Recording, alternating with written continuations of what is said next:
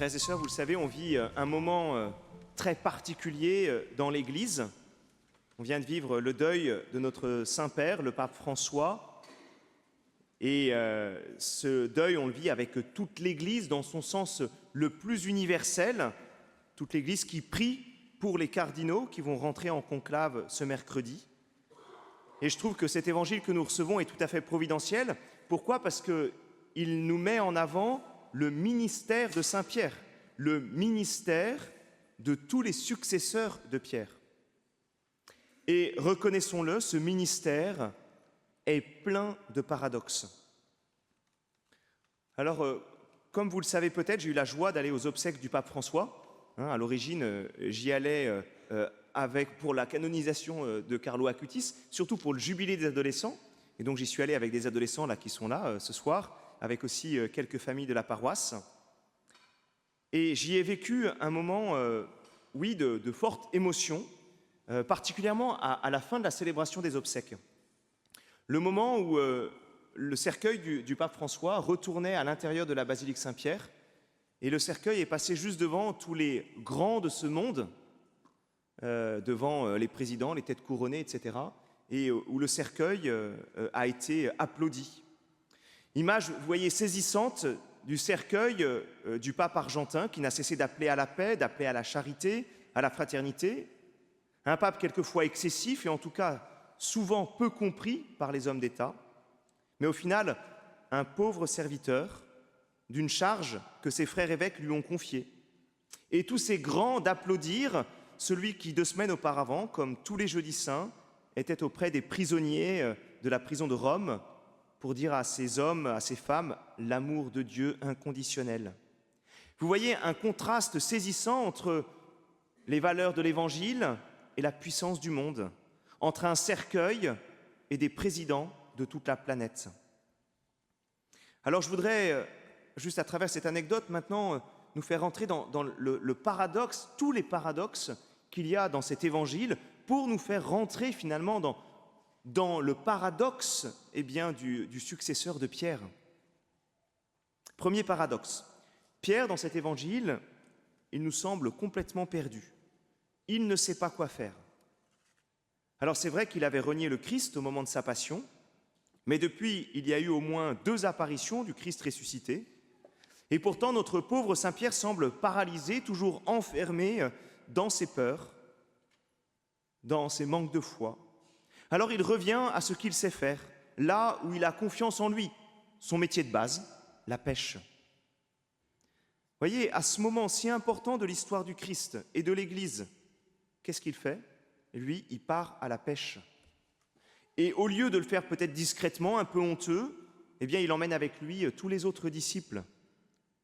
Vous comprenez que pour un lendemain de résurrection, pour un lendemain d'apparition, c'est quand même une piètre mission d'évangélisation, une piètre annonce de la bonne nouvelle, bref, de piètres disciples du Christ. Et bien sûr, sans Jésus, sans leur maître, ces professionnels de la pêche ne pêchent rien du tout. Cette nuit-là, ils ne prirent rien, écrit saint Jean. Les disciples sont entre eux, mais sans le Christ, sans leur foi en lui, et c'est la stérilité. Deuxième paradoxe.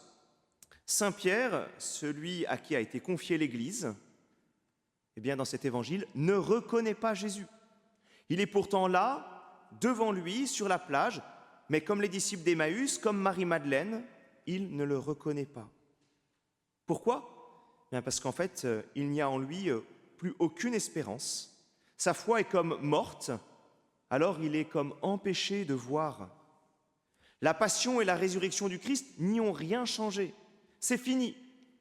Non seulement il est reparti pécher, mais ses yeux sont empêchés de reconnaître son Seigneur. Et vous voyez, on pourrait peut-être aller un peu plus loin. Le Christ invitait ses disciples à rentrer dans une nouvelle connaissance. Il voulait les ouvrir à un avenir, à une nouveauté. Mais eux, qu'est-ce qu'ils veulent ? Ils voudraient le reconnaître, c'est-à-dire revenir à leur connaissance initiale. Ils veulent retrouver celui qu'ils ont vu, celui qui a marché avec eux, celui qu'ils connaissent. Pierre et ses disciples, eux, veulent rester dans le passé. Or, tout l'enjeu est justement de passer à une connaissance nouvelle. Il s'agit de naître à nouveau, de naître d'en haut, de naître de l'eau et de l'esprit. Et pour cela, il faut abandonner le Jésus d'avant, abandonner probablement le Jésus un peu imaginaire pour recevoir le Christ crucifié et glorifié, le Christ glorieux qui présente ses plaies. Et cela, il n'y arrive pas. Troisième paradoxe. Après avoir renié 3 fois Jésus lors du jugement avec Pilate, on espérait qu'avec la résurrection, Pierre fasse un peu mieux. On espérait qu'à la question de Jésus, « Simon, fils de Jean, m'aimes-tu ?» il se rattrape. Mais en réalité, pas du tout. On assiste quasiment à un nouveau triple reniement. Pourquoi? Alors la traduction en français a du mal à nous le rendre. Alors je vais essayer de vous le faire en anglais. C'est comme si jamais Jésus disait « Pierre, do you love me ?»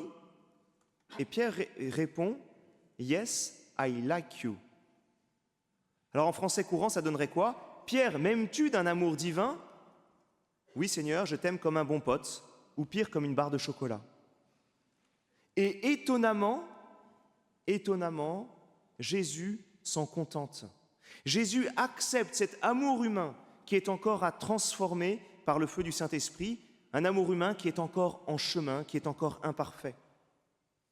Alors vous voyez, frères et sœurs, à travers ces 3 paradoxes, nous voyons que Pierre, que tous les disciples sont toujours un peu décalés avec le Christ.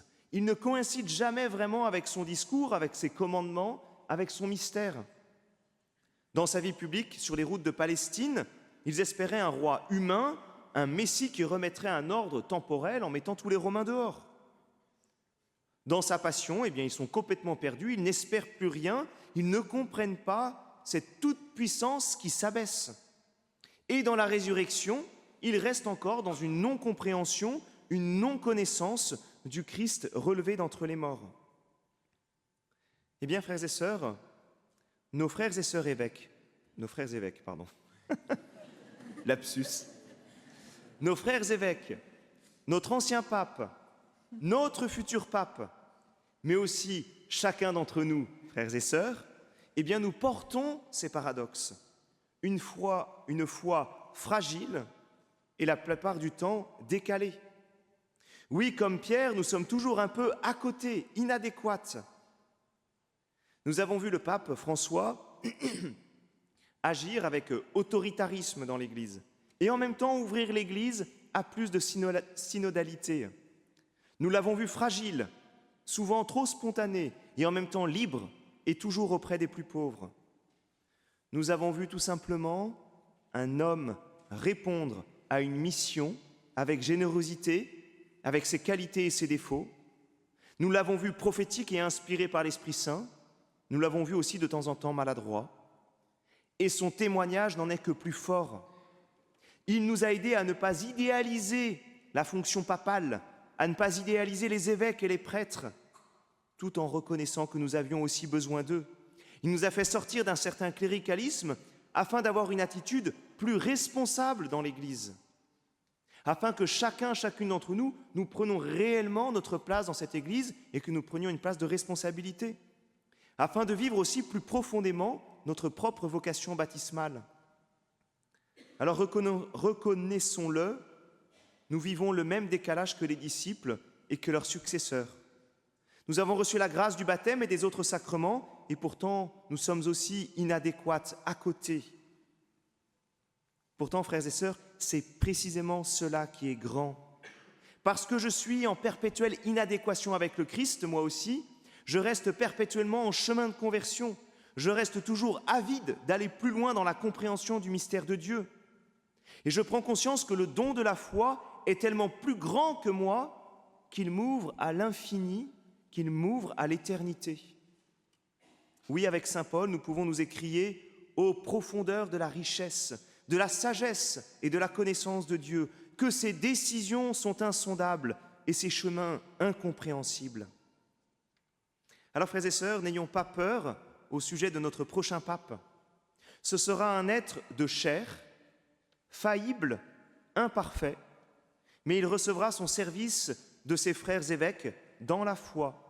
Il répondra à la mission du Christ, « Sois le pasteur de mes brebis ». Oui, l'Esprit Saint lui sera donné pour sa charge, certes sans faire de lui un surhomme, mais en lui permettant de poursuivre, comme ses 266 prédécesseurs, la mission de garder le dépôt de la foi et d'affermir ses frères. Amen.